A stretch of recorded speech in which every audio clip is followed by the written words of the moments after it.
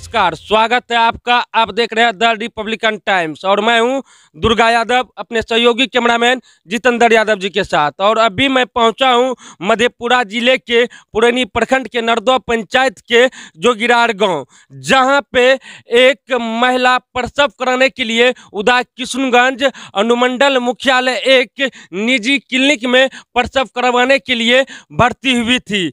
जहां पे उनके इलाज के दौरान जब उन्हें बच्चे होते हैं तो उन्हें बंधक बना लिया जाता है पैसे के कारण, और 30,000 रुपये में इनसे बातचीत होती है कि नॉर्मल डिलीवरी कराने की 30,000 में बातचीत होती है, और यहाँ पे परिजन 25,000 रुपये उन्हें दे देते हैं। लेकिन 25,000 रुपया देने के बाद जब काफ़ी मशक्कत करने के बाद परिजनों को 5,000 रुपये की व्यवस्था नहीं होती है तो पेशेंट एवं उनके परिजन को दोनों को वहाँ पे बंदी बना लिया जाता है। धीरे धीरे जब पेशेंट की हालत बिगड़ने लगती है तो जूली कुमारी नामक पेशेंट रहती है, जब उनकी हालत बिगड़ते वहाँ के डॉक्टर एवं डॉक्टरनी महिला डॉक्टरनी जब देखते हैं तो तब उन्हें वहाँ से रिलीज कर देते हैं, अनंत फरान में घर भेजा दिया जाता है। घर आते आते जूली कुमारी नामक पेशेंट की इतनी हालत बिगड़ जाती है कि उनके एक दिन बाद ही उनकी मृत्यु हो जाती है। सबसे बड़ा सवाल है जो फर्जी क्लिनिक में इस पेशेंट को भर्ती कराया गया था, क्या वो उस फर्जी क्लिनिक में किसी प्रकार की बोर्ड लगा हुआ है या वहाँ पे कोई बड़े डॉक्टर बैठते हैं या जो भी बैठते हैं क्या उन्हें उनके पास डिग्रियां प्राप्त है। इन सभी सवालों के साथ हम अभी आपको परिजन से बात कराएंगे। जो पेशेंट जूली कुमारी नामक जो पेशेंट थी उनकी आज मृत्यु हो गई। मृत्यु क्यों हुई? यहाँ पे डॉक्टर की लापरवाही के वजह से, जो फर्जी डॉक्टर थे उनके द्वारा जो फर्जीवाड़ा किया गया, गलत इलाज किया गया, गलत सुई चलाया गया, इनके वजह से आज एक यहाँ पे गरीब परिवार के महिला की मृत्यु हो गई है। अभी हम यहाँ पाए हुए और उस जूली कुमारी, मृतिका जूली कुमारी के पति से हम आपको बात कराते हैं कि आखिर सारा मामला क्या है और सच्चाई क्या है, हम इन्हीं से जानते हैं। जी, आपका क्या नाम हुआ? विश्व शर्मा। आपके जो मतलब ये आपकी पत्नी थी जूली कुमारी? जूली देवी मेरी पत्नी थी। पत्नी थी जी। प्रसव कराने के लिए आप भर्ती कराए थे, कहाँ कराए थे और कैसे कैसे घटना घटी, वो सारा मामला आप हमारे रिपब्लिकन टाइम्स में बताएं, वो हमारे सभी दर्शक देखेंगे। ये हमरा आज रहे न निरंजन डॉक्टर ले गए यहाँ किशनगंज फुलो चौक के नहर के पश्चिम साइड एक कॉलेज चौक, एक वहाँ ले जाकर भर्ती करे के हमरा पत्नी के भर्ती करेला के बाद में 30,000 रुपया वहाँ पर मांग किया था। 30,000 रुपया मांग किया हमने, वहाँ पर जो है उसको 25,000 रुपया दे दिया, जिसमें वो जो है नॉर्मली बच्चे प्रसव किया। मेरा 2 बच्चे पैदा हुआ, दोनों बच्ची जुड़वा लड़की पैदा हुआ है, ठीक है। तो मैं बोला उससे डॉक्टरनी से डॉक्टर गौड़ी से मुझे अब छुट्टी दो, अब हम सब घर जाएंगे। तो वो बोला कि नहीं, 5,000 रुपया पहले दे दो, इसके बाद हम आपको छुट्टी करेंगे। मैं बोला कि 5,000 हमको छुट्टी दे दो, 5,000 रुपया जो है घर से आके दे देंगे। बोला नहीं, 5,000 रुपया नहीं दोगे तो हम आपको सभी को हमको सबको घर में एक चादरा वाला घर में सबको बंद करके बैठा लिया है, ठीक है। इसके बाद मैं वहाँ से एक आदमी को भेजा तो 5,000 रुपया ब्याज पे लेके जो है उसके पास गया, तो फिर हम लोगों को वो सब छोड़ा, छुट्टी किया। जिस समय छुट्टी किया गया था, क्या आपके जो पत्नी थी वो तभी स्वस्थ थी और बच्चे भी स्वस्थ थे?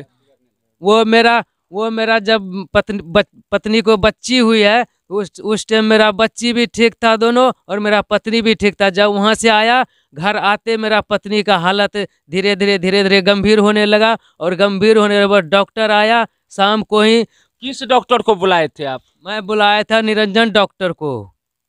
उसी हॉस्पिटल में काम करते हैं? हॉस्पिटल में वो दलाल का काम करता है। दलाल झूठा फुसला बहकाव के हर एक पेशेंट को लेकर जाता है, पैसा लूटता है, ठगता है। उसी डॉक्टर को बुलाया, वो अपने आप मेरे घर पे आया, 2,000-2,500 का दवाई दे के चला गया, और मेरे घर वाली महिला को समझा गया कि घर वाला आएगा, दवाई जो समझा देना पेशेंट को खाने के लिए, ठीक है। वो हम नहीं थे, हम बस वो सुबह आया जब मेरा पत्नी को जब हालत गंभीर होने लगा धीरे धीरे, तो सुबह आया उसने दो। सुबह में जब आपकी पत्नी की हालत नाजुक होने लगी थी, तब आप उन्हें सूचना दे के अपने घर पे इलाज के लिए बुलवाए थे ना? हाँ, सूचना दे के उसको हमने फ़ोन किया तो वो मेरे घर पे आया। घर पे आया तो वो सुई देने के बाद में जो है ना, वो धीरे धीरे जो उसका जो है भूखे पेट में सुई धीरे धीरे उसका दर्द भूखे पेट में ही सुई दे दिया था। हाँ। आप लोग मना नहीं किए थे कि ये नाश्ता या खाना नहीं खाई हुई है, आप भूखे पेट में कैसे सुई दे सकते हैं? आप उन्हें ये बता तो सकते थे कि मतलब पेशेंट जो है अभी तक कुछ खाई नहीं है, सुबह से भूखी है। आप क्या उसको, उस डॉक्टर को आप बताए थे? हम उसको बताए थे कि आप सुई देने आए हो, 2 मिनट 5 मिनट रुक जाइए, कम से कम पेशेंट को चाय और बिस्कुट देने दीजिए, उसके बाद आप सुई दीजिएगा। वो बोला कि नहीं। पेशेंट तभी तक पूरी तरह से भूखी ही थी, कुछ नहीं खाई थी? भूखी थी मेरा पेशेंट तभी तक, सुबह से कुछ भी नहीं खाया था। वो आया सुबह 5 बजे मेरे घर पे सुई देने के लिए, ठीक है। सुई देने के लिए आया, मैं बोला चाय बिस्कुट उसको खिलाने दो, इसके बाद सुई दो। वो बोला कि आप ही डॉक्टर हैं, आप समझदार हैं, ये है वो हैं, हम ही को पढ़ाते हैं, कुछ नहीं होगा, मैं गारंटी लेता हूँ। बस 2 सुई नस में दे के चला गया। जैसे सुई दे के गया, और उसी वजह से उसी टाइम से मेरा प्रसव का, पत्नी का जो है हालत गंभीर होता चला गया। हाल जब आपकी पत्नी की हालत नाजुक होते चली गई, तो फिर क्या आप डॉक्टर को सूचना नहीं किए थे कि हमारी पत्नी जो है उनका हालत धीरे धीरे गंभीर होती जा रही है? क्या पुनः उसको आप सूचना नहीं दिए थे? सूचना उसको दिए थे, फोन करके उसको बुलाया। वो बोला कि मैं नहीं जाऊंगा, मेरा तबीयत खराब है, तुम किसी दूसरे के डॉक्टर के पास चले जाओ, पुणे लेके चला जाओ, कोई मेडिकल से दवाई लेके खिला दो। वो नहीं आया। सुबह आया भूखे पेट में 4 सुई लगा के चला गया वो घर।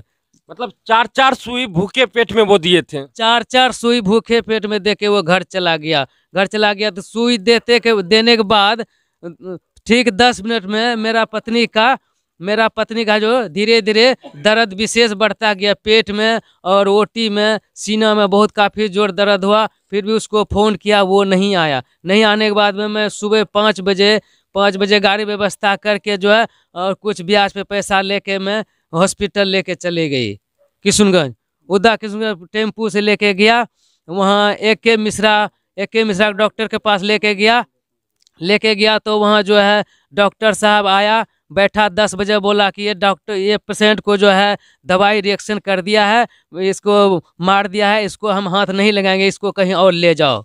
हमने अपने प्रसव को वहाँ से बिहारीगंज ले गया। बिहारीगंज जैसे ले गया विनोद डॉक्टर के पास, जैसे उसके गेट के पास जैसे हम अपने पत्नी को लेके गया, तो उसका कंपाउंडर साहब जो बोला, डॉक्टर साहब एक पेशेंट आया है, आप उसको देख लीजिए। डॉक्टर जैसे मेरा पेशेंट को देखा तो बोला ये बहुत सीरियस है, उसको हम नहीं देखे, उसको बोले वापस ले जाओ। बस इतनी सी बात है। इसी वजह से मेरा पत्नी का मौत हो गया। मैं जो है कल जो है सुबह उस पर केस दर्ज करेंगे पुणे जाके। मतलब वो जो जहाँ पे आपकी पत्नी को प्रसव करवाने के लिए आप भर्ती करवाए थे, उस डॉक्टर पे एवं महिला डॉक्टरनी जो है, महिला डॉक्टर मतलब गौरी कुमारी, उन पे आप FIR दर्ज करवाएंगे? हम गौरी कुमारी पे, और जो ये मेरा दलाल है निरंजन, उस पे भी हम कल जाके केस FIR दर्ज करेंगे। सबसे बड़ा सवाल है कि आखिर यह फर्जी क्लिनिक किनके संरक्षण में उदा किशनगंज में चल रही है? वो एक टीने के घर में, टीने से घेर दिया गया है, उस टीने के घर में वहाँ पे पेशेंट को भर्ती करवाया जाता है। आखिर वैसे फर्जी डॉक्टरों को किसका संरक्षण प्राप्त है, जो खुलेआम बिना किसी लाइसेंस के, बिना किसी डिग्री प्राप्त होते हुए भी खुलेआम 30,000, 35,000, 25,000 में सौदे करके इलाज क्या करते हैं? तो ऐसे डॉक्टर पे 302 के तहत मुकदमा दर्ज होना चाहिए। ये डॉक्टर ने इनका हत्या किया है, क्योंकि परिजनों के द्वारा जब कहा जाता है कि नहीं नाश्ता नहीं किए हुए भूखे पेट है, तो भी वो 4 सुई लगा देते हैं, और दवाई रिएक्शन कर जाती है, और स्वस्थ रहने के बावजूद भी अचानक तबीयत बिगड़ती है और वो उनकी मृत्यु हो जाती है। कि गौरी कुमारी एवं उनके पति दोनों मिलकर दलाल के थ्रू वहां पे पेशेंट को अपने यहाँ बुलवाते हैं, और 25 से 30,000, 35,000 में उनसे सौदे करते हैं, उनका इलाज शुरू करते हैं। और जब इलाज होता है जब परिजन के द्वारा 5 से 10,000 रुपया कम दिया जाता है, तो वैसे लोगों का इतना मन बढ़ा हुआ है कि पेशेंट एवं परिजन को दोनों को बंदी बना लिया जाता है। आखिर सबसे बड़ा सवाल है, अनुमंडल मुख्यालय है जहां अनुमंडल पदाधिकारी बैठते हैं, जहां उदा किशोर स्वास्थ्य केंद्र के प्रभारी है IB कुमार, इंद्रभूषण कुमार। क्या वो अनजान है इस ऐसे क्लिनिक से, या वो अनजान बन रहे हैं जानबूझकर? आज से कुछ दिन पूर्व भी एक जोगिरार के पेशेंट का उसके यहाँ मृत्यु हो चुका है, लेकिन अभी तक उन पे कोई कार्रवाई नहीं होता है। आखिर कहीं ना कहीं उन्हें किसी न किसी का संरक्षण तो जरूर प्राप्त है, जो खुलेआम वहां पे प्रसव करवाते हैं।